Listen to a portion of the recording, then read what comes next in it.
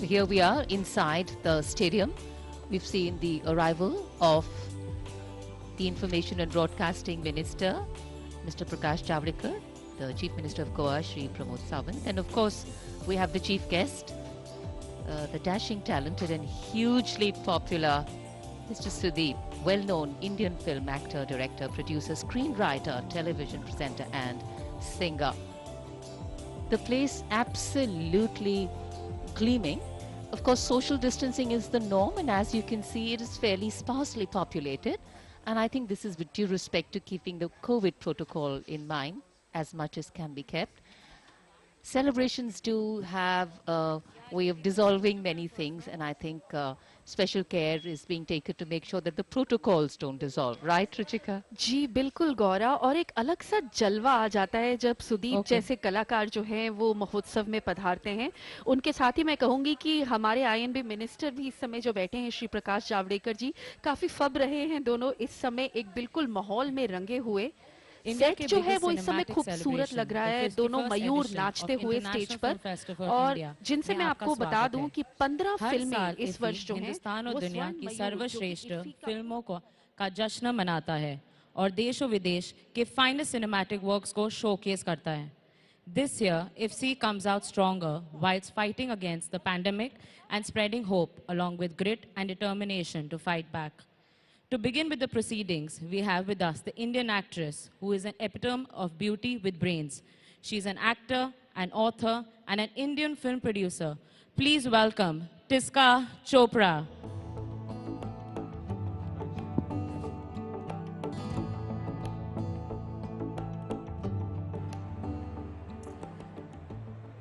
Maka Goimcho Mogasa means I love Goa.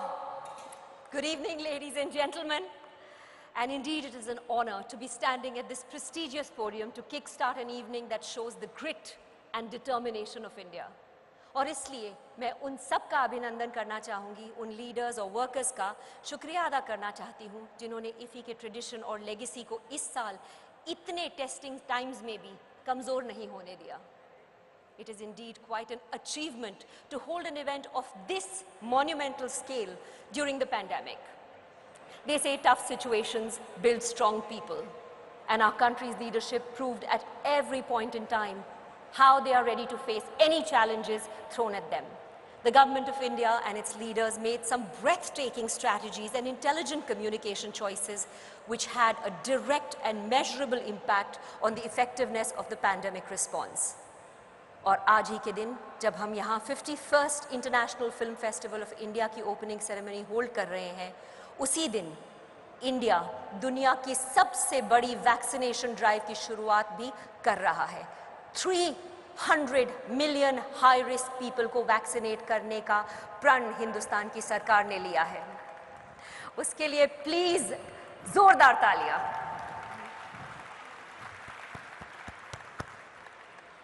To unite cinema lovers,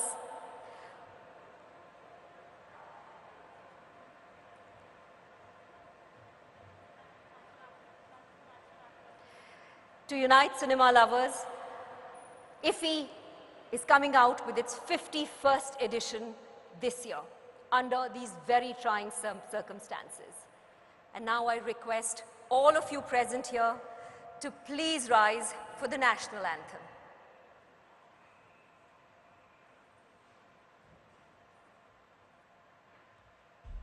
जनगण मन अधिनायक जय हे भारत भाग्य विधाता पंजाब सिंध गुजरात मराठा द्राविड़ उत्कल बंग विंध्य हिमाचल यमुना गंगा उच्छल जलधि तरंगा तब शुभ नामे जागे तब शुभ आशीष मांगे गाहे तव जय गाथा जनगण मंगल गायक जय हे भारत भाग्य विधाता जय हे जय हे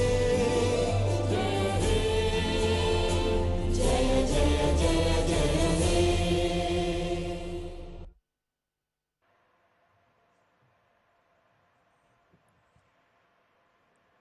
To unite cinema lovers across the world, this year IFFI goes hybrid.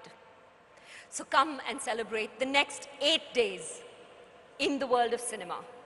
IFFI 2021 की opening ceremony is going live on Doordarshan, All India Radio, and IFFI's virtual platforms.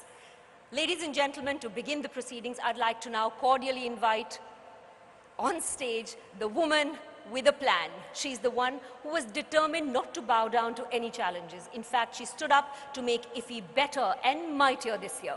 May I please call up on stage Additional Secretary of Information and Broadcasting, Mrs. Neerja Sekar.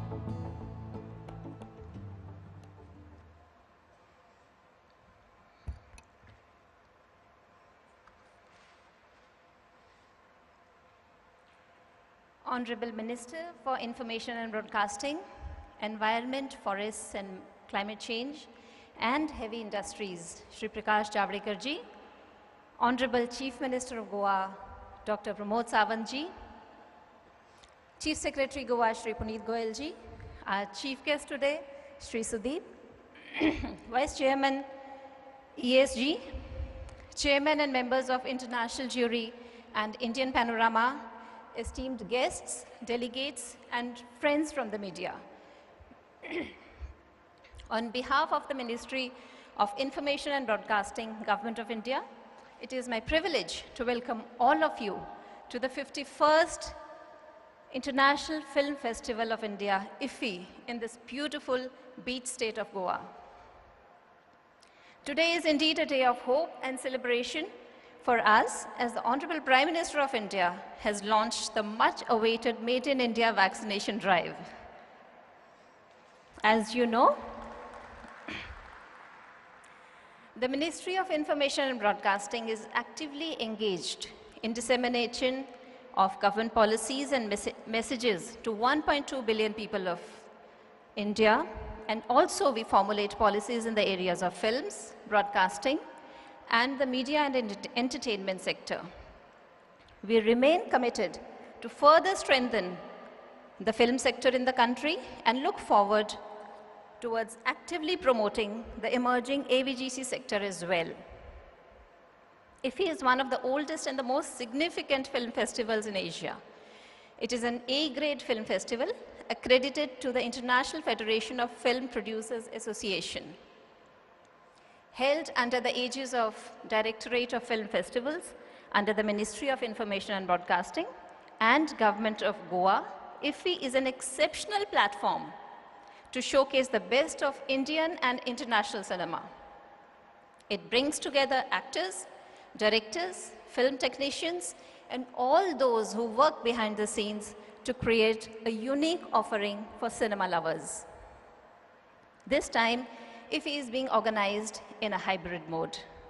This is the first time that delegates can participate in the festival both physically and in its virtual avatar. IFFI's very own platform, OTT platform, will enable delegates to stream films, attend the Film Bazaar, masterclasses, and in-conversation sessions online.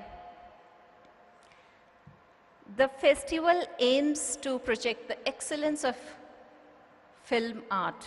Despite the pandemic, 126 films from 60 countries will be showcased in the international sections. 85 films out of these will be premiere screenings.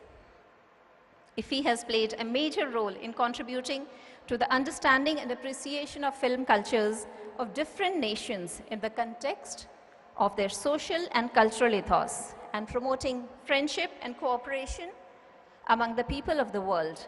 To commemorate 50 years of India's diplomatic ties with Bangladesh, our neighbor Bangladesh has been selected as the country of focus for the 51st IFFI, and we are very proud of this association. The delegates will be treated to 10 of the best films from Bangladesh. We are very proud to have the High Commissioner of Bangladesh with us, along with his wife. Thank you for joining us, sir. IFFI will also be highlighting the cinematic heritage of India on the occasion of the 150th birth anniversary of the father of Indian cinema. 4 films by Dada Saheb Phalke will be screened. Further, a retrospective section will showcase some of the best films of our legendary filmmaker Satyajit Ray. IFFI will also pay homage to film personalities who passed away in the previous year. This includes our much loved personalities like Irfan Khan, Rishi Kapoor, S.P. Balasubramaniam, Sumitra Chatterjee, Sushant Singh Rajput, Basu Chatterjee, and all our other loved ones. Whereas film connoisseurs can enjoy films by prominent filmmakers such as Pedro Caballero, Ruben Östlund, Kim Ki-duk, delegates will also have an opportunity to enjoy 7 great new films nominated for the first debut feature film of a director. 10 films will be shown as a part of ICFT UNESCO Gandhi Medal competition selected for reflecting Mahatma Gandhiji's ideals of peace and non-violence. Later today, the Indian premiere of the film, Another Round, will mark the beginning of the festival. The movie, directed by Thomas Winterberg, was Denmark's official entry to the Oscars. World premiere of Mehrunissa by Sandeep Kumar will be screened mid-fest. Japanese movie Wife of a Spy, directed by Kiyoshi Kurosawa, will bring the curtains down on this edition of the festival. Besides the master classes and in-conversation sessions, IFFI is also collaborating with the prestigious institute FTII, Films and Television Institute of India, for a film appreciation course. Both of these will be organized virtually on our OTT platform and will be freely accessible to the students. Even though the pandemic has subdued the lights of many events worldwide, IFFI shines bright and hopes to instill the spirit of joy through the beautiful medium of cinema. Given that all COVID-19 norms and protocols are in place, I wish a great viewing experience to all of you and wish these films and their filmmakers success in the future, and which they have shaped through their vision and passion. I congratulate and thank the entire team of IFFI who has worked hard to make this event possible. A heartiest welcome and best wishes to you all. Jai Hind.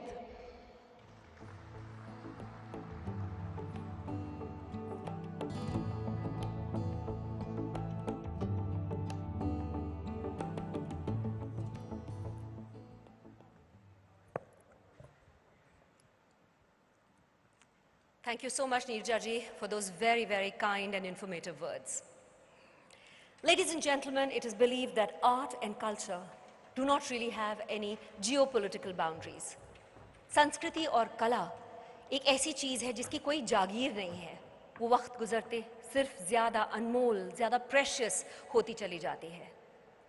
Goa की महान धरती पे हजारों साल की संस्कृति और कलाओं की सुगंध बसी है. और इसीलिए आज we are going to start this very, very special evening by showcasing the great art and culture of Goa. So एक बार जोरदार तालियां हो जाएं सोनिया शिरसत के लिए बेहद प्रचलित गोवन गीत हाउ साइबा पोल तोड़ी वेतम. इस बार परफॉर्म करेंगी वो. इस गीत को बॉबी फिल्म के लिए the great Indian film director Raj Kapoor ने अडैप्ट किया था. This is a perfect blend of Goan culture and Indian cinema. Ladies and gentlemen, please welcome Sonia Shirsat.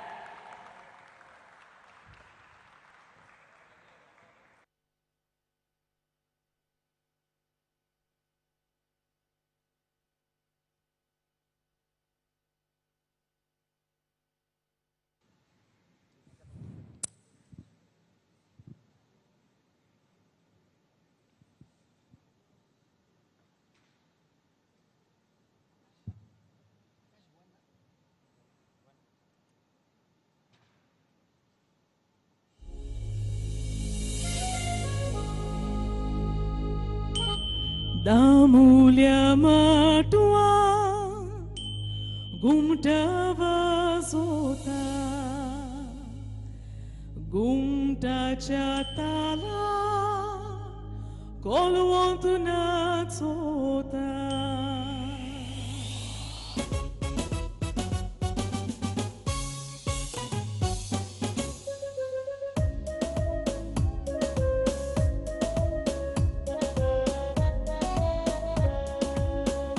Saiba poltori beta, da mulya lognak beta, mak saiba vat ta koi, mak saiba vat polona. Na चाहूं सोना चांदी, ना चाहूं हीरे मोती, ये मेरे किस काम के। ना मांगू बंगला बाड़ी, ना मांगू घोड़ा गाड़ी, ये तो है बस नाम के।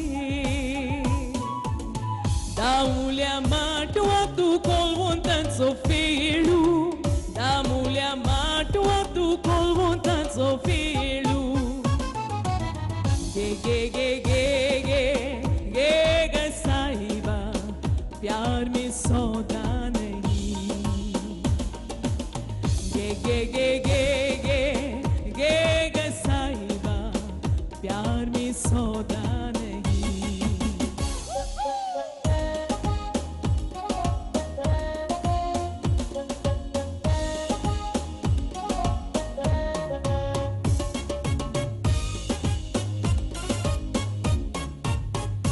mulher matua tu kolvontan so felu, da mulher matua tu kolvontan so felu. Aga moja daria mama, aga moja daria mama, magaworon ba oi shiroria, magaworon ba oi shiroria.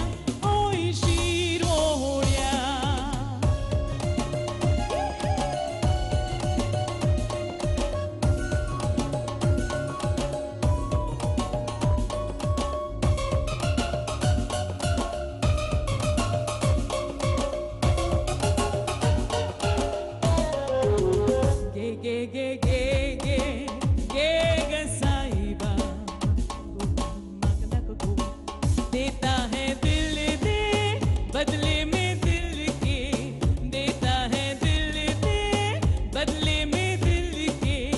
गे गे गे गे गे गे गे साहिबा, magna to go, magna to go.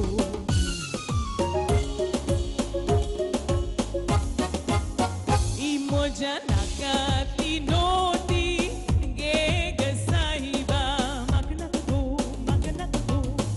Imoja payatli paizona, ge ge sahiba, magna to go, magna to go.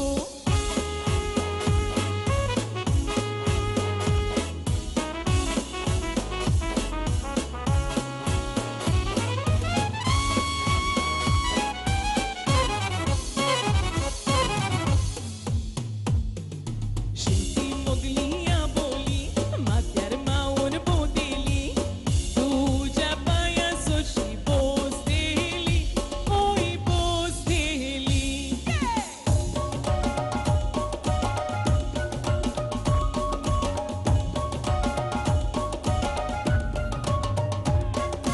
Soyaire, ao dekni nat sota, soy soy. Soyaire, ao dekni nat sota. Soyaire, ao dekni nat sota, soy soy. Soyaire, ao dekni nat sota. Soyaire, ao dekni nat sota, soy soy. Soyaire, ao dekni nat sota, ao dekni nat sota. Devorei corum.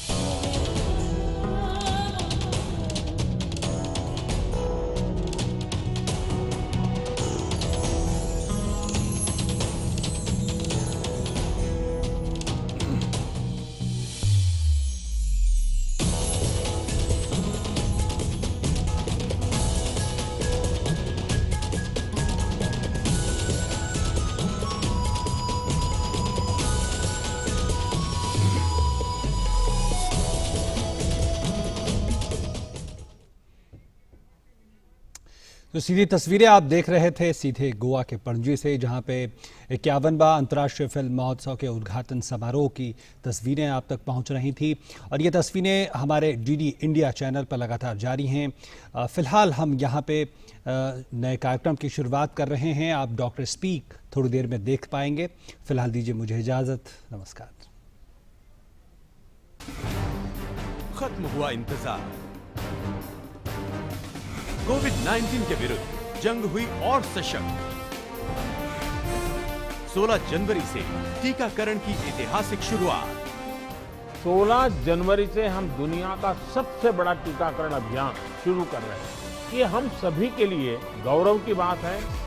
देशव्यापी अभियान की live reporting, संपूर्ण coverage और विशेष programming. दुनिया के सबसे बड़े टीकाकरण अभियान की शुरुआत। ऑपरेशन कोविड वैक्सीनेशन 16 जनवरी। लगातार कवरेज सिर्फ डीडी न्यूज पर।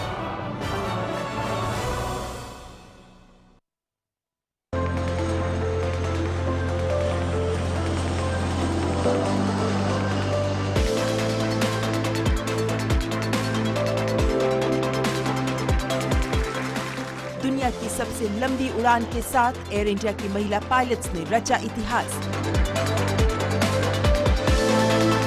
बहुत ही परिश्रम करा गया इस फ्लाइट के लिए, बहुत लंबे समय तक। यह सपना साकार करना बहुत ही एक अचंभे की बात थी और मुझे बहुत ही खुशी है कि हम 4 भारत की बेटियों ने यह सपना साकार किया। करीब 16,000 किलोमीटर की दूरी की तय उत्तरी ध्रुव के ऊपर से भरी उड़ान। ये सैन फ्रांसिस्को से बेंगलुरु तक उत्तरी ध्रुव पर सभी तरह से एक बहुत ही अद्भुत और रोमांचक यात्रा रही है।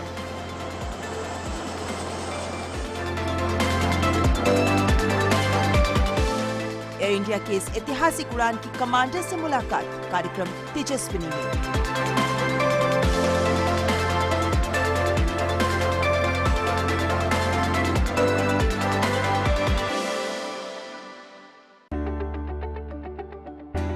In the midst of this severe chill, this was another hot week for news, not just in our country, but also globally. The debate on the overreach of big tech giants has now been reignited over lack of data privacy and curtailing one set of political views or perhaps amplify and favor another set is not new. Because the social media platforms are really private companies. I mean, they're publicly listed, but they're still private companies. They have their own set of rules and regulations. It's not the same as government. A larger issue that I want to mention here quickly is about how do you govern expression in social platforms.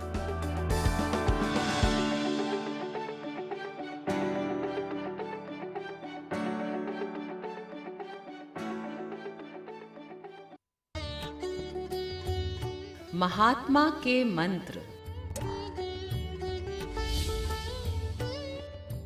खुद वो बदलाव बनिए जो आप दुनिया में देखना चाहते हैं।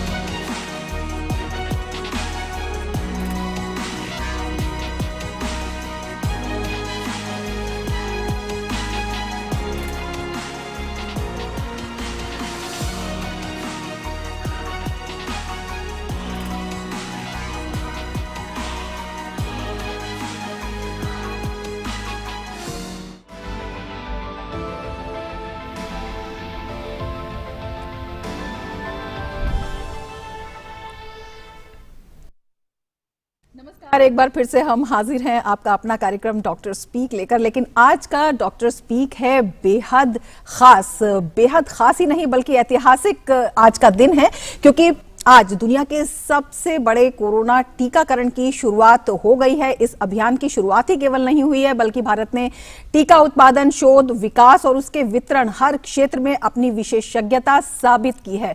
तो आज वैक्सीनेशन से लेकर कोई भी सवाल आपके जहन में हो, कोई भी प्रश्न आपके दिमाग में हो, आप हमसे जुड़ सकते हैं। आप हमें फोन कीजिए। डॉक्टर्स का एक पैनल हमारे साथ जुड़ा रहेगा और मेरे साथ रहेंगी मेरी सहयोगी सकल Bhatt. Thank you, Rama. And as Rama just rightly mentioned, this is going to be a special edition because any questions and queries that are pertaining to vaccine inoculation, as today India has scripted history to launch the world's largest and the biggest vaccination drive under the leadership of Prime Minister Narendra Modi.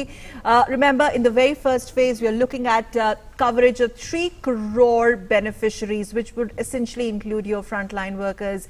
Well, we have doctors that are going to be on the panel today on Dr. Speak. Dr. Suryakant, head of the Department of Respiratory Medicine from Lucknow KGMU, and also Dr. Anil Gurtu joining us live from Delhi, Director, Professor Medicine from Lady Hardinge Medical College. Dr. Gurtu, welcome to the show.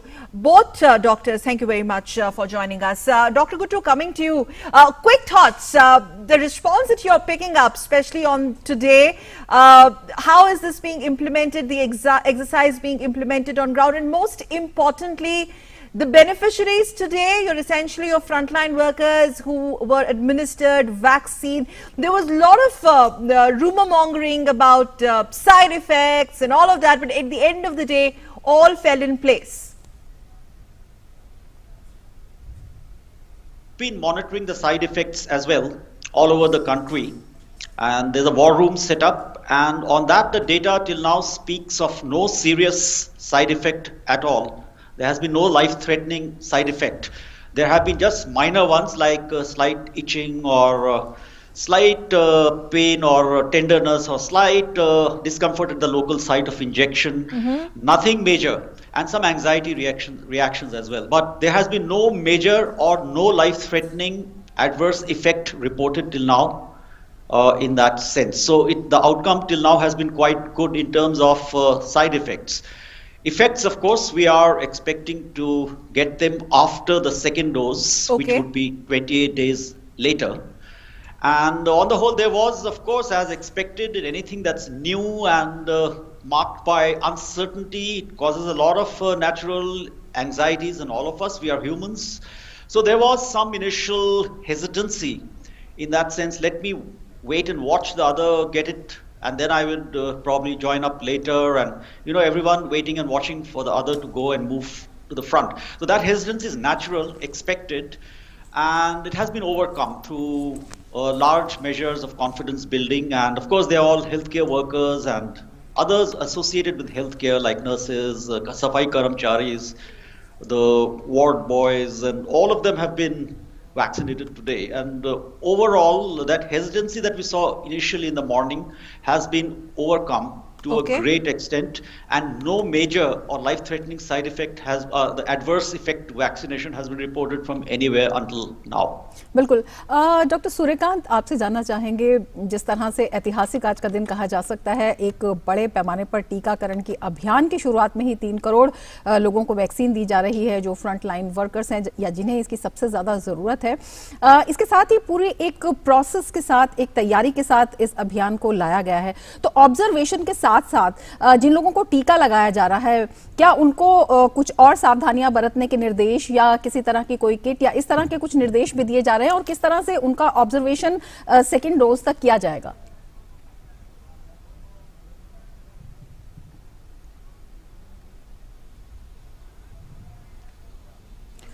Doctor Suryakant की आवाज हमारे तक नहीं आ पा रही है। Doctor Guddu, आपसे जानना चाहेंगे। मेरी आवाज आ रही है? जी, आ रही है आपकी आवाज। जी, बताएं। देखिए, मैं आपके दर्शकों को अपना पहला अनुभव मैं बताता हूँ। King George medical university Lucknow में, जो कि उत्तर भारत का सबसे पुराना अस्पताल है, सबसे पुराना मेडिकल कॉलेज है, इसमें पहला टीका मुझे लगा है, और अब टीका लगे हुए मुझे लगभग 3 घंटे, 3.5 घंटे से ऊपर हो चुका है। ओके तो पहले मैं दर्शकों से आपको बता दूं कि जिसकी आवाज आप सुन रहे हैं डॉक्टर सूर्यकांत, उनको टीका लगे हुए 3.5 घंटे से ऊपर हो चुका है और आपके चैनल पर लाइव होकर हम बोल रहे हैं पूरे उत्साह के साथ, पूरी ऊर्जा के साथ और पूरी फुल मुस्कुराहट के साथ जी। तो इसलिए पहला जो भ्रम है वो ये कि टीके से कोई दिक्कत हो सकती है, ये बिल्कुल निकाल दीजिए। दूसरा, आपने कहा कि टीका की जो प्रोसेस थी बहुत आसान थी, बहुत सरल थी। मैं पहुंचता हूं टीका के केंद्र पर और वहां पर मुझे पहले एक काउंसलिंग की जाती है, हालांकि मैं डॉक्टर हूं, उसके बावजूद भी मुझे पूरी जानकारी कोविड वैक्सीन के बारे में दी जाती है। उसके बाद मैं अंदर जाता हूं तो टीका मेरा लगता है और टीका लगने के बाद मुझसे पूछा जाता है कोई दिक्कत तो नहीं है। और उसके बाद मैं आपको बता दूं तुरंत ही मुझे आई कैन शो यू, मैं ये दिखा सकता हूँ, ये कार्ड मुझे मिलता है, ये टीकाकरण का कार्ड मुझे दिया जाता है जिसमें लिखा हुआ है कि पहली डोज मुझे आज दी गई है यानी 16 जनवरी को और दूसरी डोज मुझे 15 फरवरी को मिलेगी। और उसके पश्चात मुझे वेटिंग एरिया में ले जाया जाता है जहां पर मुझे 40 मिनट तक रखा जाता है करीब, और उससे बार बार पूछा जाता है कि कोई तकलीफ तो नहीं है। मेरा पल्स ऑक्सीमीटर के द्वारा पल्स और ऑक्सीजन सैचुरेशन चेक किया जाता है, वो सब नॉर्मल निकलता है। और उसके पश्चात मैं सीधा अभी घर नहीं गया हूं, मैंने कोई रेस्ट नहीं किया है, कोई दवा मेडिकेशन नहीं ली है, अस्पताल में बराबर तब से कार्यरत हूं, अपने रूटीन काम जो हमारे हॉस्पिटल में डिपार्टमेंट में होते हैं वो मैं कर रहा हूं। तो आपके दर्शकों को मैं बता दूं कि जो वैक्सीनेशन की प्रोसेस है, इंडिया एक ऐसा कंट्री है जिसने 3 बार ड्राई रन किया है, पूरी व्यवस्थाएं चाक चौबंद है, बहुत लंबा अनुभव है इंडिया को वैक्सीनेशन प्रोग्राम का। जो चाइल्डहुड वैक्सीनेशन प्रोग्राम हमारा चलता है, ये तो एडल्ट वैक्सीनेशन प्रोग्राम है, लेकिन उसका बहुत ज्यादा अनुभव है और हमारे प्रधानमंत्री जी का पॉलिटिकल कमिटमेंट इतना ज्यादा है। मैं आपको सबसे पहले बता दूं कि हमारे टीकाकरण के पहले हम लोगों ने प्रधानमंत्री का एड्रेस सुना, एक हॉल में बिठाला गया, उसमें प्राइम मिनिस्टर का एड्रेस हम लोगों को सुनाया गया और प्राइम मिनिस्टर जी ने उसमें कहा कि फिर दोहराया कि दवाई भी और कड़ाई भी, यानी ये जो बायोलॉजिकल वैक्सीन आज लग रही है ये तो हम लगवाएंगे ही दोनों डोजेस, और उसके बावजूद भी सोशल वैक्सीन, जिसको मैं कहता हूं, मेरा वर्गीकरण है बायोलॉजिकल वैक्सीन और सोशल वैक्सीन। सोशल वैक्सीन मैं कहता हूं कोविड प्रिवेंशन प्रोटोकॉल को, तो वो मिलने पर नमस्ते करना, हाथ धोते रहना और बाहर निकलने पर मास्क लगाना और 2 गज की दूरी बनाए रखना, ये सब पालन करना होगा। और सभी से मेरा निवेदन है कि फ्रंट लाइन जो हेल्थ वर्कर्स हैं या कोविड वॉरियर्स हैं, 3 करोड़ उनको लगने के बाद जब और लोगों को लगना शुरू होगा, वो सब वैक्सीन जरूर लगवाएं और अफवाहों से और भ्रम से बचे रहें। जी बिल्कुल डॉक्टर साहब। Doctor Guddu, coming to you, how is this tracking, individualized tracking, going to take place from now on?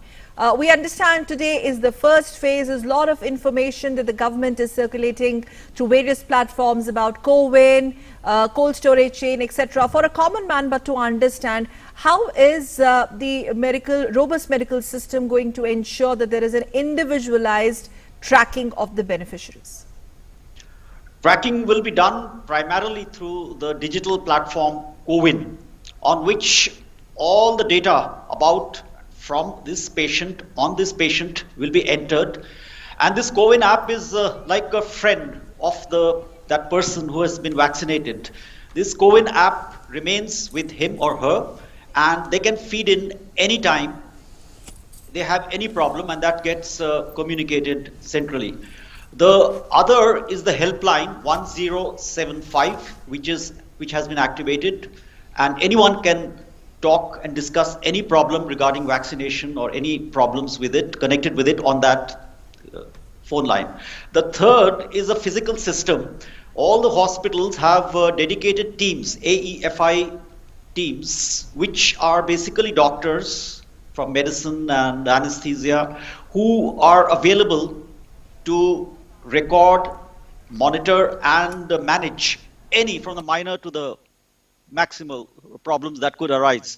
And then at the ministry level, we have another AEFI team which is monitoring round the clock all the data from all over the country, which is coming on, streaming in, regarding the various AEFIs that are being reported. बिल्कुल doctor साहब, आपसे बातचीत जारी रहेगी। हमारे दर्शक हमसे जुड़ना शुरू हो गए हैं। समीर हमारे साथ गुवाहाटी से जुड़े हुए हैं। जी समीर जी, आप पूछिए अपना सवाल। मैं ये पूछ रहा था कि जो कोविड-19 जिसको हो रखा है कोरोना वायरस और एडमिट है हॉस्पिटल में कोरोना वार्ड में, क्या उसको कोरोना वैक्सीन लगेगी? हाँ जी डॉक्टर सूर्यकांत, आप इनका जवाब देना चाहेंगे? देखिए, जो कोविड होने के बाद अस्पताल में भर्ती हैं उनको अभी नहीं लगेगी, लेकिन देर सवेर उनको भी लगेगी। जिनको एक्यूट कोरोना हो रखा है या कोई भी एक्यूट इलनेस हो रखी है, मैं आपके दर्शकों को इसके साथ ही क्लियर कर दूं किनको वैक्सीन नहीं लगनी है। नंबर 1, 18 साल से कम उम्र के लोगों को वैक्सीन नहीं लगनी है। नंबर 2, जितनी गर्भवती महिलाएं हैं यानी प्रेग्नेंट लेडी है उनको वैक्सीन नहीं लगनी है। नंबर 3, ब्रेस्ट फीडिंग जो मदर्स हैं यानी स्तनपान कराती हुई महिलाएं उनको वैक्सीन नहीं लगनी है। नंबर 4, जिनको एक्यूट इलनेस है, चाहे वो फीवर ही क्यों ना आज हो, उस समय उनको वैक्सीन नहीं लगनी है। या जो एक्यूट कोविड निमोनिया से या एक्यूट कोविड पॉजिटिविटी से अभी प्रभावित हैं उनको फिलहाल वैक्सीन नहीं लगनी है। और आखिरी में जिन्होंने 2 हफ्ते के अंदर कोई अन्य वैक्सीन जैसे निमोनिया की वैक्सीन, इन्फ्लुएंजा की वैक्सीन, टेटनस की वैक्सीन, ये कोई 2 हफ्ते के अंतराल पे लगा रखी है तो उनको भी वैक्सीन नहीं लगनी है। इसके अतिरिक्त जो 18 साल से ऊपर हैं, जिनको कोई बीमारी है जैसे डायबिटीज है, हार्ट डिजीज है, किडनी डिजीज है, लंग डिजीज है, हाइपरटेंशन है, वो हो गए, या 50 से उम्र के लोग हो गए, इनको अगले चरण में लगनी है। पहले चरण में 3 करोड़ लोगों को लगनी है जो कि हेल्थ केयर वर्कर्स हैं और फ्रंटलाइन कोरोना वॉरियर्स हैं। इन 3 करोड़ के बाद इन 3 करोड़ निःशुल्क वैक्सीन लगनी है। इन 3 करोड़ के बाद फिर 27 करोड़ को लगनी है उनको जो 50 से ऊपर की उम्र के हैं या 50 से कम के हैं तो उनको कोई ना कोई बीमारी है क्रोनिक। बिल्कुल डॉक्टर साहब, ये भी आपसे जानना चाहेंगे, डॉक्टर सूर्यकांत आपसे ये भी जानना चाहेंगे, जिस तरह से आपने बताया है कि जिनको इन्फेक्शन है, जो बीमार है, या जो कैटेगरीज आपने बताई हैं जिनको नहीं लगना, उनको कितने दिन के बाद लग सकता है? देखिए, अभी बच्चों पर क्लिनिकल ट्रायल नहीं हुआ है, प्रेग्नेंट लेडी पे कोई क्लिनिकल ट्रायल नहीं हुआ है, ब्रेस्ट फीडिंग लेडीज पे ट्रायल नहीं हुआ है, तो इसलिए फिलहाल 2021 में इनको वैक्सीनेशन प्रोग्राम में शामिल नहीं किया गया है। नहीं, जो फिलहाल संक्रमित हैं, जैसे अभी हमारे कॉलर का क्वेश्चन है, अगर जो संक्रमित हैं तो उनको 1 महीने 1.5 महीने मतलब 4 से 6 हफ्ते के बाद उनको रिकंसीडर किया जाएगा वैक्सीन। मान लीजिए आज कोई कोविड के कारण भर्ती है, निगेटिव हो गया, डिस्चार्ज हो गया, उसके 4 से 6 हफ्ते बाद उसको वैक्सीनेशन लग सकता है। तो कोई हार्ट अटैक से अभी मान लीजिए भर्ती हुआ अस्पताल में तो उसको 6 हफ्ते के बाद वैक्सीनेशन लग सकता है। कोई अचानक ब्लड प्रेशर बढ़ गया, स्ट्रोक हो गया और अस्पताल में भर्ती है तो अभी फिलहाल वैक्सीन नहीं लगेगा, लेकिन 4 से 6 हफ्ते के बाद अंतराल के बाद उसको वैक्सीन लग सकता है। Dr. Gurtu, post inoculation or post vaccination, what is the time window that we are looking at when the body starts generating antibodies? The efficacy of it, if you could explain a bit further. So usually it takes 2 weeks after the vaccine for the antibody response to mount. So there would be 2 doses. So let's say 2 weeks after the second dose. So that would be the time when the entire antibody response would be at its peak. Okay. So 2 weeks after the second dose. Okay, 2 weeks after the second dose. Dr. Gurtu, stay with us. We have a caller from Mumbai, Kailash. Kailash, go ahead with your question. Yes, Kailash, आप सवाल Yes, I'm asking. Yes, I can ask. Yes, 3 quick questions. Number 1, yesterday we heard Dr. Guleria saying that if I am taking 2 doses of one vaccine and after God forbid I am infected with coronavirus, nothing may happen to me. No, it's not fatal to me. Some symptoms may develop, but I may transfer the infection to somebody else. Is that true? Number 2. Hold on. We'll go through your questions one by one. Dr. Gurtu, please take the first one. Yeah. So that's the right thing to say. What happens is if I get vaccinated. Now, what does this vaccine do? The vaccine gets me antibodies. And where are the antibodies? They are in my blood. Now, where does the infection come from? The virus. It comes from nose and then goes to throat and the lungs through the respiratory system. So while the virus can thrive in my nose, in my throat, why? Because there are no antibodies here by this vaccine, and the antibodies are in the blood. So I am protected against severe life-threatening disease. I get the protection after the vaccine because the antibodies which exist in my blood, they attack the virus as soon as it enters the blood. So I am protected against disease, severe disease. However, in my nose, the virus symptomlessly silently persists for some time because the vaccine is not acting here on my nose, and so I'm transmitting it every time I cough, speak, or sneeze to others. So while I get protected immediately after the vaccine 2 weeks later, I am still capable of transmitting it to others. Therefore हम we आपसे बातचीत जारी रखेंगे, लेकिन इस वक्त हम आपको गोवा ले चलते हैं जहां 51वां अंतर्राष्ट्रीय फिल्म समारोह चल रहा है और केंद्रीय मंत्री प्रकाश जावड़ेकर वहां पर अपना संबोधन देने वाले हैं।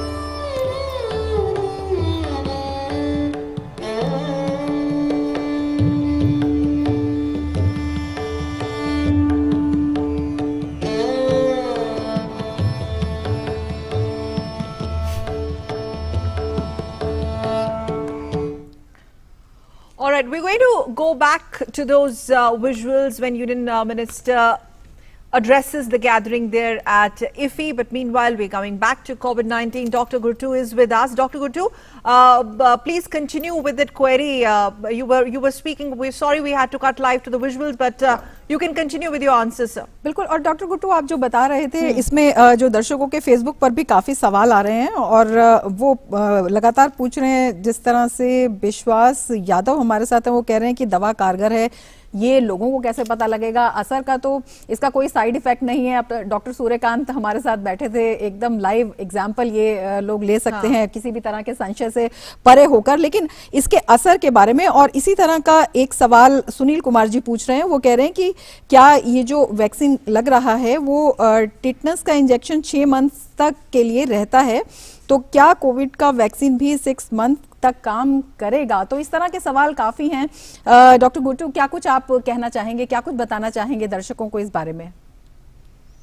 पहली चीज तो यह है कि जो वैक्सीन है ये सक्षम है, इसके साइड इफेक्ट्स, ये इससे कोई खतरा नहीं है किसी की जान को। वैक्सीन की वजह से, कोविड की वजह से ज्यादा खतरा है, वैक्सीन की वजह से उतना खतरा नहीं है, कोई जानलेवा चीज नहीं है इसमें। दूसरी चीज, ये सक्षम है, इसका ये कामयाब है। अब किसी भी चीज की कामयाबी 100% तो जिंदगी में होती नहीं है, ये होती है 70%, 80, 90, तो उस रेट्स पे ये है कामयाब। दूसरा, जब वैक्सीन लेने के बाद ये मेरे को तो बचा देगा बीमारी से, कोविड बीमारी से मुझे बचाएगा, लेकिन फिर भी संभावना है कि कोविड जो कोरोना वायरस है वो मेरे नाक में है या गले में है, वहां पर वो थोड़े दिन तक रह सकता है बिना मुझे नुकसान किए, तो मैं औरों को संक्रमण फैला सकता हूं। तो इसीलिए जरूरी है कि वैक्सीन लेने के बाद भी जब तक 70-80% लोग समुदाय में वैक्सीनेट नहीं हो जाते, तब तक अच्छा खासा हमें वही व्यवहार करना है, मास्क पहन के और 2 गज की दूरी बना के और भीड़ भाड़ के इलाकों से दूर रहने से। खासकर मास्क वो बहुत जरूरी रहेगा वैक्सीन के बाद भी, क्योंकि ये फैल सकता है। और ये कब तक इसका असर रहता है ये अभी अनुमान नहीं लगा सकते, क्योंकि अभी ये बहुत नया वैक्सीन है और अभी चल ही रहा है इसका ट्रायल। लेकिन उम्मीद है कि कम से कम 6 से 8 महीने तक तो रहेगा इसका असर। जी ज्यादा ही रहेगा शायद। अभी आगे चल के और इस पे क्लैरिटी आएगी, लेकिन 6 से 8 महीने तक तो कहीं नहीं गया इसका असर, और उसके आगे भी चलने की बहुत अच्छी उम्मीद है।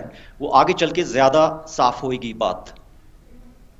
Dr. Kuttu, eventually what we do understand is that everyone will be covered in subsequent phases.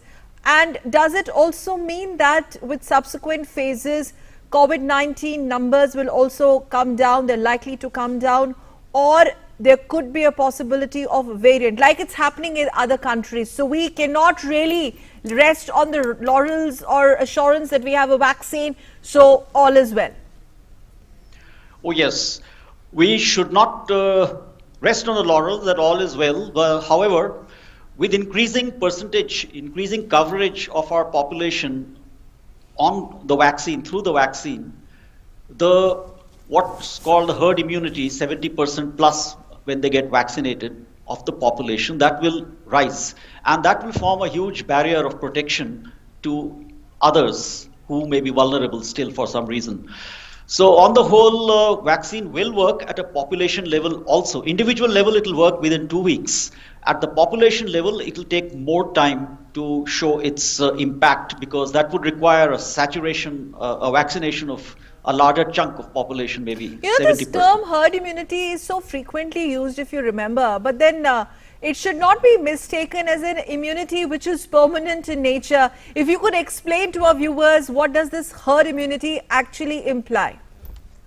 Herd immunity implies that if this person, there's one person who can get corona, who has not been vaccinated, who has not had an infection, and he's vulnerable to corona infection. This person can get it anytime he gets virus onto him. So if around him there's one here, and one here, 3 other people are all vaccinated, and therefore they cannot get corona. So he's surrounded by these 3 people who are protected by vaccination, though this person is still not. Now comes another person from outside who is corona positive and spreading corona. Now this person who's vulnerable gets protection from these people who are surrounding. They form a wall of immunity around him, and they protect him from getting infection through this person who is coming in and trying to infect. So this is the meaning of herd. So the herd that forms around you, the herd is the herd of those who are protected because they have been vaccinated or they have had acquired a natural immunity. And they form a herd around those who are still vulnerable, who are still not protected. And whom are they protected from? Those who are coming from outside the herd and trying to infect. So it's that kind of and it's a very dynamic process. It changes with time. Populations move in and out, to and fro, and the numbers of immune protected people may diminish because of outflows of population or decline in immune levels. So it's a very dynamic and changing process, even the herd immunity. बिल्कुल। Doctor Suryakant भी हमारे साथ जुड़ गए हैं और दर्शकों के सवाल लगातार हमारे पास आ रहे हैं। सुनील कुमार हमसे फेसबुक से पूछ रहे हैं, वो पूछते हैं कि बच्चों को फिलहाल अभी नहीं लगना है ये टीका। डॉक्टर सूर्यकांत, जिस तरह से आप बता रहे थे, तो इनका ये कहना है कि बच्चों को हम किस तरह से सुरक्षित कर सकते हैं, अगर हम देखते हैं इम्यूनिटी वाइज या संक्रमण से या तमाम परिस्थितियों को देखते हुए। डॉक्टर सूर्यकांत,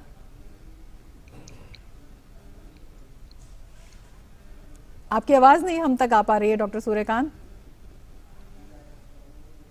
डॉक्टर अनिल, आप हमें बताइए।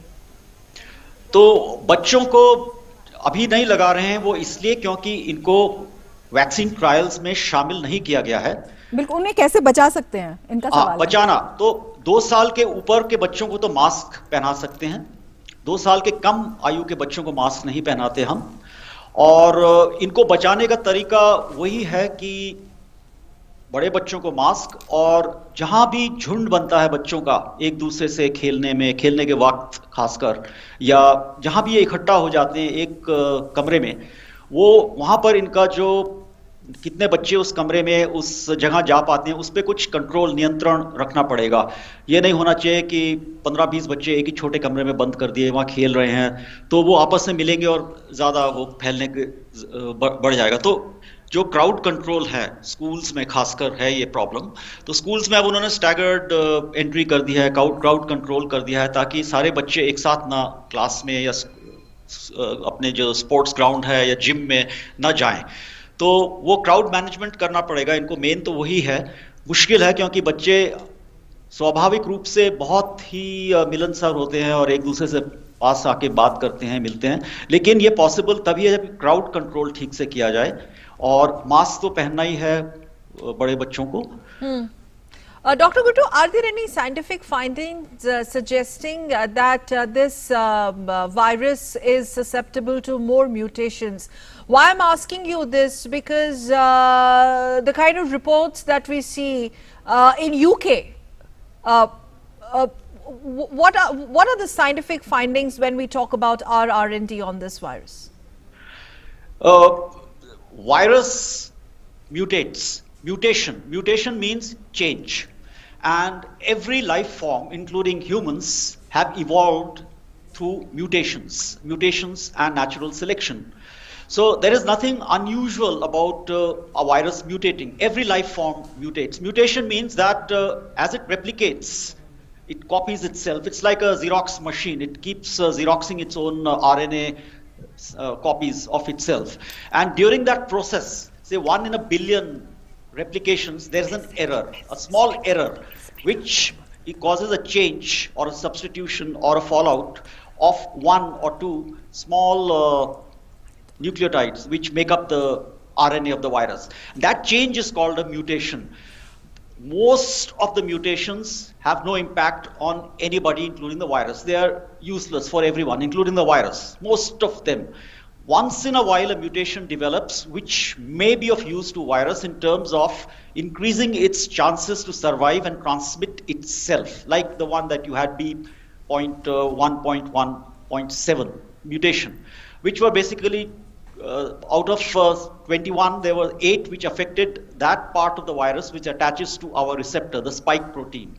However, on spike protein itself, there are more than 300 such small points, the antigenic determinants, which attract the antibodies that we give to destroy the virus. So of them, barely 2 which are deletions and 1 which is a substitution. All right, Dr. Guttu, sorry again, I'm interrupting you here. We'll come back to you. Right now we have to cut live across to Shimoga in Karnataka, where Home Minister is on a 2-day visit to Karnataka. Right now as we speak, we're going to cut you live to these visuals in Shimoga, where Amit Shah, in fact, is Home Minister Amit Shah participating in the foundation stone laying ceremony of Bhadravati Rapid Action Force Center in Shimoga.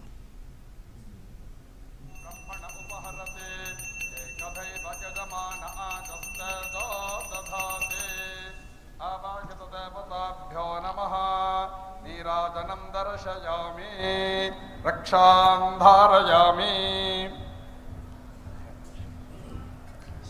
प्रार्थनमहं करिष्ये नमो प्रातपतये नमो गणपतये नमः प्रथमपतये नमस्ते अस्तु लंबोदराय एकदन्ताय विघ्नविनाशिने शिवसुताय श्रीवरदमूर्तये नमो नमः वक्रतुंड महाकाय सूर्यकोटिसमप्रभा निर्विघ्नं कुरु मे देवा सर्वकार्येषु सर्वदा वास्तुमूर्ते नमस्तेऽस्तु भूषय्या निरतप्रभो गेहे स्कन्दनधान्यादि समृद्धिं कुरु सर्वदा मन्त्रार्थाः सफलाः सन्तु पूर्णाः सन्तु मनोरथाः शत्रूणां बुद्धिनाशोऽस्तु मित्राणाम् उदयस्तथा आवाहित देवताभ्यो नमः मनोरथां प्रार्थयामि अत आधारशिलास्थापनाख्यं कर्म करिष्ये तदेव लग्नं सुदिनं तदेव ताराबलं चन्द्रबलं तदेव विद्याबलं दैवबलं तदेव लक्ष्मीपते तेऽङ्घ्रियुगं स्मरामि सुमुहूर्तमस्तु सुप्रतिष्ठितम्। तानवी वाहिनी द्रुत कार्यबल के लिए रखी जा चुकी है और अब तदेव लग्नं सुदिनं तदेव ताराबलं चन्द्रबलं तदेव विद्याबलं दैवबलं तदेव लक्ष्मीपते तेऽङ्घ्रे। आप सभी की जोरदार तालियां हो जाए। कहा जाता है कि जब कोई धरती एक कृषक के लिए सींची जाती है तो वो अन्न की सुरक्षा देती है, लेकिन जब एक धरती जवानों के लिए सींची जाती है तो वो जन जन की सुरक्षा देती है, देश की रक्षा देती है। जोरदार तालियां हो जाएं आप सभी की इस शुभ काज के लिए।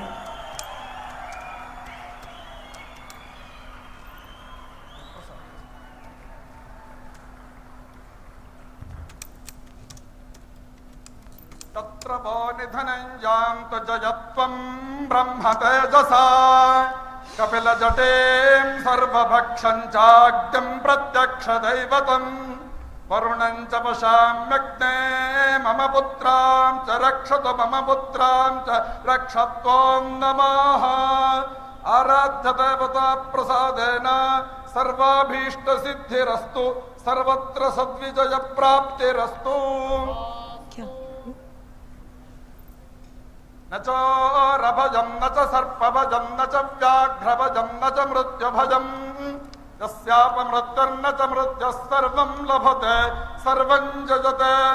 आराध्य देवता प्रसादेन सर्वाभीष्टसिद्धिरस्तु।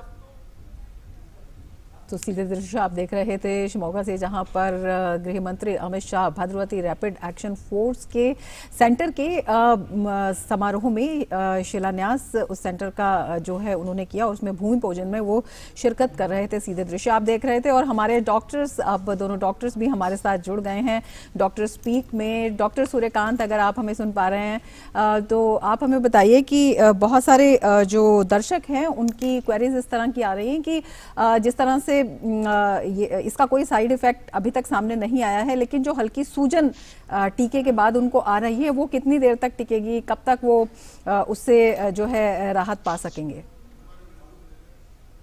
3 दिन के लिए सूजन रहती है। वैसे मैं आपको बता दूं, करीब 4 घंटे पहले, 3.5-4 घंटे पहले मैंने यहाँ वैक्सीनेशन लगवाया है अपने मेडिकल यूनिवर्सिटी में। मैं पहला चिकित्सक हूँ जिसने कोविड-19 का वैक्सीनेशन करवाया है, लेकिन यहाँ पे मुझे कोई सूजन नहीं आई है, कोई दर्द नहीं आया है। तो इसलिए घबराने की कोई जरूरत नहीं। छोटी मोटी सूजन दर्द आ सकती है, रेडनेस आ सकती है, इंड्यूरेशन हो सकता है, फीवर भी आ सकता है, थोड़ा आपको कमजोरी भी लग सकती है, थोड़ा सिरदर्द भी रह सकता है, भारीपन रह सकता है। ये सब trivial minor side effect adverse reactions आपको हो सकती हैं। घबराने की कोई जरूरत नहीं है। कोई अगर और कोई मेजर चीज आती है तो अपने तुरंत चिकित्सक से आप संपर्क कर सकते हैं। Yes, Dr. Gurtu, you know these minor side effects of vaccine, this is basically something which is common to other vaccines as well. So would you say that there's nothing new in it, in the sense there's absolutely no need to panic? Exactly. These side effects that were just listed, mild fever, headache, fatigue, they actually signal the onset of immune response by your body. So if you get feverish, if you get headache, if you get fatigue, which lasts maximum a day or two, responsive to paracetamol, this is a signal that your immune system has mounted a response. If it doesn't, that also means that doesn't mean that it hasn't, but if it does, it's a signal. So all the vaccines have this issue, all of them, and they are minor, and they are a good indicator that your immune system has woken up. So there's nothing, it's very common and it's with all the vaccines. बिल्कुल डरने की जरूरत नहीं है। और doctor Suryakant के लिए specially एक सवाल फेसबुक लाइव से आया है। दर्शक हमारे साथ जुड़े हैं, सुनील कुमार, और उनका कहना है कि सूर्यकांत सर से मैं ये जानना चाहता हूँ कि मुझे टीबी की वजह से फाइब्रोसिस हो गया है और कभी कभी ब्लड आता है लेकिन सांस नहीं फूलती है, क्या ये ट्रीटेबल है और क्या ये प्रोग्रेसिव डिजीज है, और ऐसे में लंग्स को हेल्दी रखने के लिए मुझे क्या कुछ करना चाहिए? डॉक्टर सूर्यकांत, देखिए ऐसा है कि जैसे टीबी का जब हम लोग इलाज करते हैं तो उसके बाद पोस्ट ट्यूबरकुलर सिक्वली, यानी जब कहते हैं ना लोग चले जाते हैं लेकिन उनके कदमों के निशान रह जाते हैं, उसी तरह टीबी की बीमारी ठीक हो जाती है लेकिन कई बार फेफड़े में थोड़ा कमजोरी रह जाती है, थोड़ा घाव रह जाता है, उससे ब्लड आ सकता है।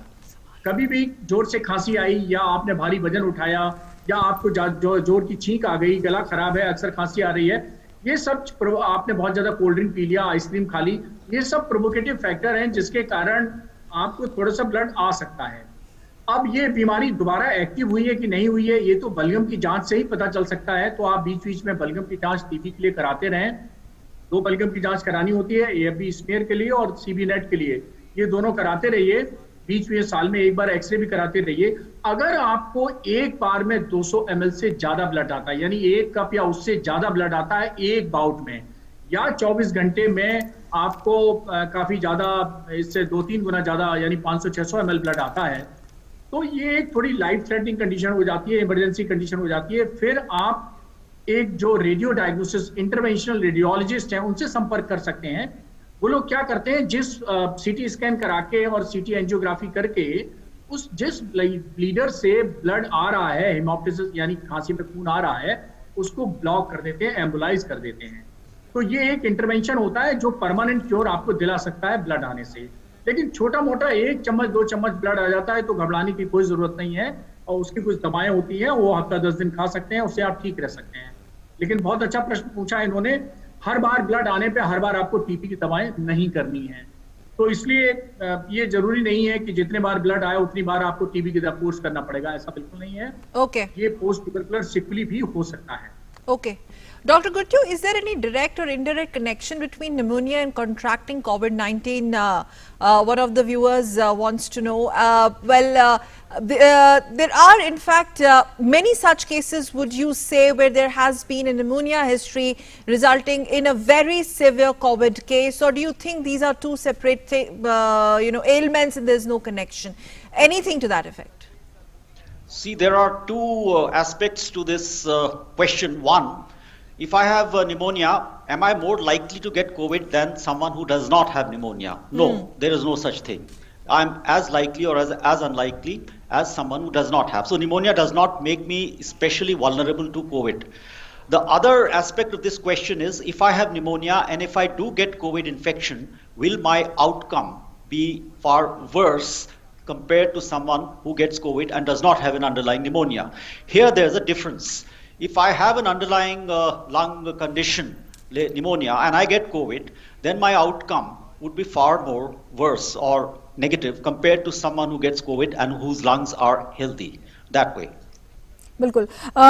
लगातार हमारे दर्शकों के सवाल भी हमारे पास आ रहे हैं। राज नागपाल हैं, वो पूछते हैं कि I am 68 with comorbid conditions, what I need to do for my turn for vaccination. Doctor Suryakant, इस तरह के सवाल बहुत सारे लोगों के हैं। He is under the category of 50 plus.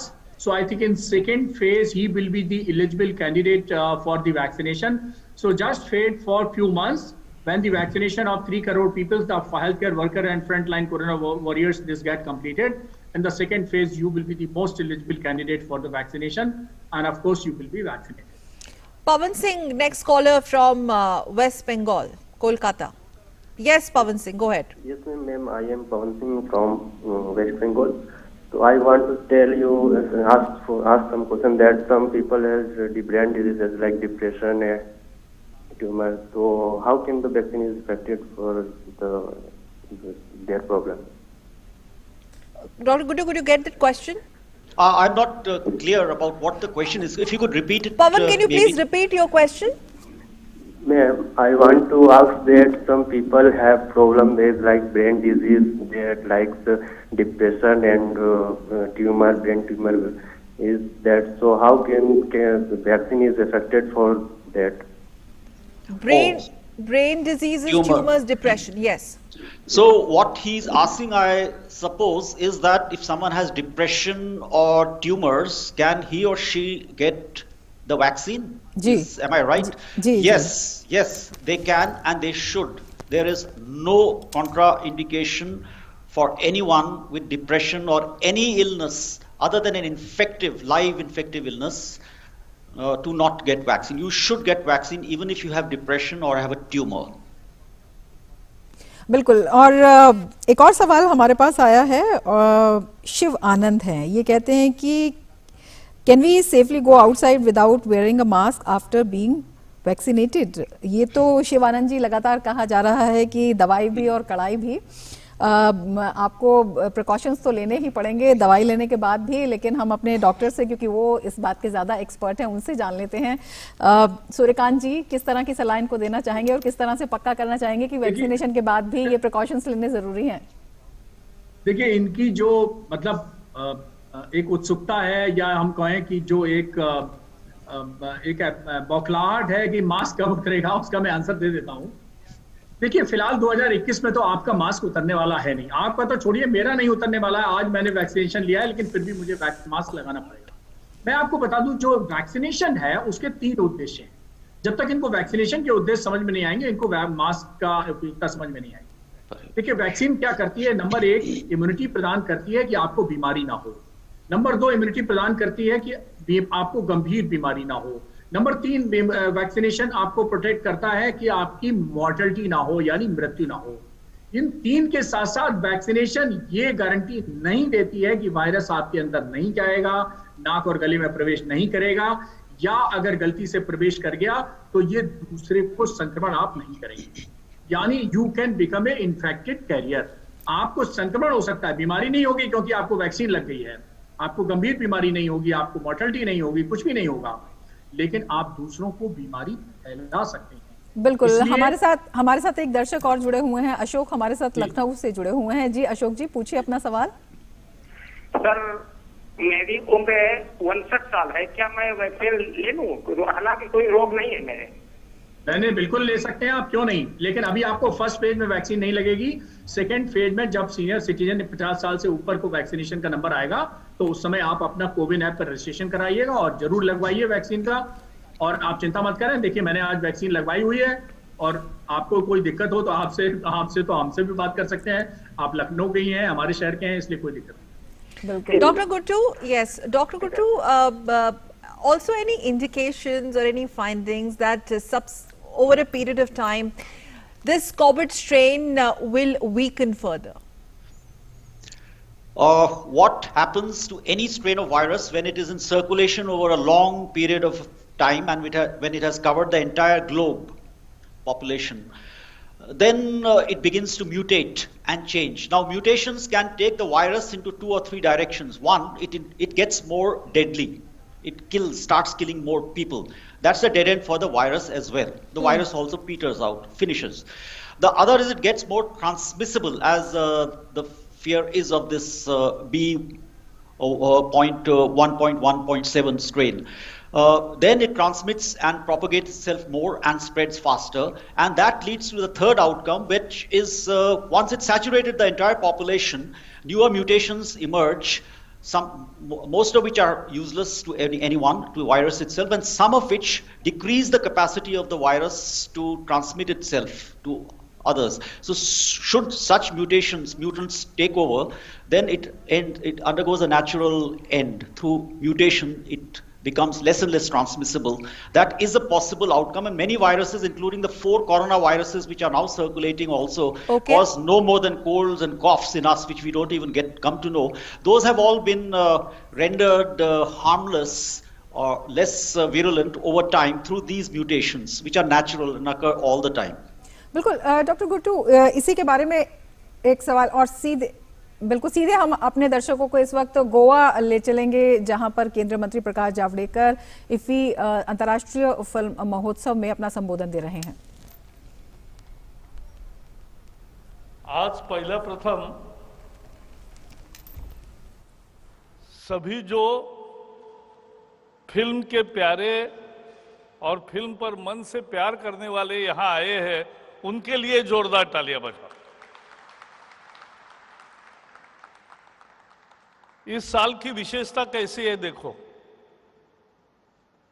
ये शुरू हुआ वर्ष 2020 कोरोना बीमारी से।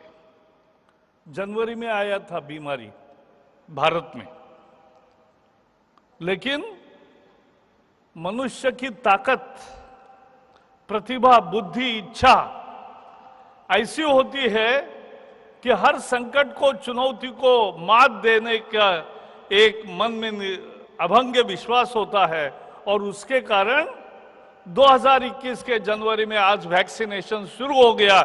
ये मनुष्य के लड़ाई की कहानी है। भारत जीतेगा, कोरोना हारेगा। और मैं अभी आपको आमंत्रण कर रहा हूं कि नवंबर में 52वां इफ्फी जब शुरू होगा 16 नवंबर को, तब आप पिछले साल जैसा पूरा खचाखच भरा हुआ और तालियों की गूंज कभी समाप्त नहीं होगी, ऐसा एक फिल्म फेस्टिवल फिर से हम देंगे, ये भी मुझे पूरा विश्वास है। ये भारत की लड़ाई जाया नहीं जाएगी। और इसलिए वैज्ञानिक और जो कोरोना वॉरियर्स थे उनके लिए हम हमेशा कृतज्ञ रहना चाहिए। इस साल फिल्म फेस्टिवल में 600 अंग्रेजी फिल्में आई, उसमें से 126 इसमें स्क्रीन हुई है और उसमें 85 फिल्मों का तो प्रीमियर है। 85 premiers in this Goa Film Festival is a huge story of success and importance which world gives for Goa Film Festival. Bharat के भी 190 फिल्में आई, उसमें से 23 पैनोरामा में दिखाई जाएगी। जैसे इस साल कहा हाइब्रिड है, ऑनलाइन भी है, ऑफलाइन भी है। 7 थिएटर में फिल्में दिखेगी, लेकिन ऑनलाइन तो हर एक के लिए खुला है। और आज मैं जैसे अभी चर्चा हम कर रहे थे कि न्यूज़पेपर का सर्कुलेशन कोविड के दिनों में थोड़ा कम हुआ, लेकिन उनका डिजिटल रीडर बहुत बढ़ गया। तो ये बदल रही दुनिया है, बदलती टेक्नोलॉजी है और बदली बदली टेक्नोलॉजी का फायदा हमें होता है। आज यहाँ बांग्लादेश हमारा को होस्ट है, हमारा पार्टनर है।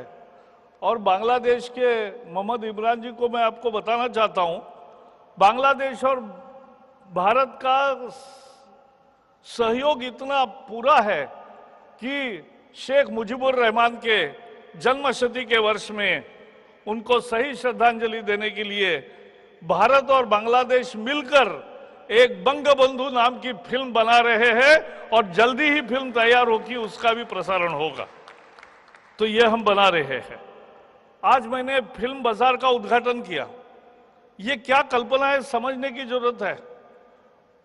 किसी देश में हम स्विट्जरलैंड में जाते हैं तो भी 5-50 इतने ही स्थान होते हैं जहां शूटिंग हो सकता है, लेकिन भारत की अगर गिनती करें तो 500 ऐसे स्थान हैं कि जहां बहुत अच्छी तरह से फिल्म का शूटिंग हो सकता है। तो शूट इन इंडिया, उसके साथ साथ को प्रोडक्शन, यहाँ टैलेंट बहुत अच्छा है, सभी दुनिया की टेक्नोलॉजी का यहाँ इस्तेमाल होता है। और ये व्यू और work in progress, knowledge platform और इंडस्ट्री सिनेरियो, बहुत सारे इसमें मुद्दे हैं। तो ये फिल्म बाजार, फिल्म एक जैसी एंटरटेनमेंट है, वैसे फिल्म एक दुनिया का बड़ा व्यापार भी है। अगर दुनिया में, क्योंकि हर एक को एंटरटेनमेंट की जरूरत है, एंटरटेन के बिना आदमी का जीवन नहीं चलेगा। और इसलिए जब टीवी निकला तब, और जब केबल शुरू हुए, तो केबल के हर महीने के 100-200 रुपए कौन देंगे, ऐसा उस समय प्रश्न अर्थशास्त्री पूछते थे एक दूसरे को कि इतने भारत का गरीब कैसे देखेगा। लेकिन हमने देखा कि आज देश में 16 करोड़ से भी ज्यादा टीवी सेट है और लगभग सैकड़ों करोड़, 100 करोड़ लोग ये देखते हैं। ये आज वास्तविकता है और पैसे देकर देखते हैं। हमारी फ्री डिश भी है दूरदर्शन की, वो भी मैं इसी बहाने प्रचार का मौका नहीं छोड़ूंगा कि फ्री डिश में 104 चैनल पूरे फ्री मिलते हैं जिंदगी भर। केवल एक बार सेट टॉप बॉक्स लाना है, एक बार डिश लाना है और लगाना है कि आपके घर में बैठे बैठे सभी अच्छे चैनल्स उसमें फ्री परमानेंट दिखेंगे, महीने का कोई कंट्रीब्यूशन नहीं होगा। तो ये भी करते हैं। तो ये व्यापार एक बहुत महत्वपूर्ण है। क्यों एंटरटेनमेंट का महत्व है? एंटरटेनमेंट का महत्व इसलिए है कि मनुष्य एक भावनाशील प्राणी है, भावना के सहारे जीतता है, जिंदा रहता है। तो भावना को अपील करने वाले सिनेमा,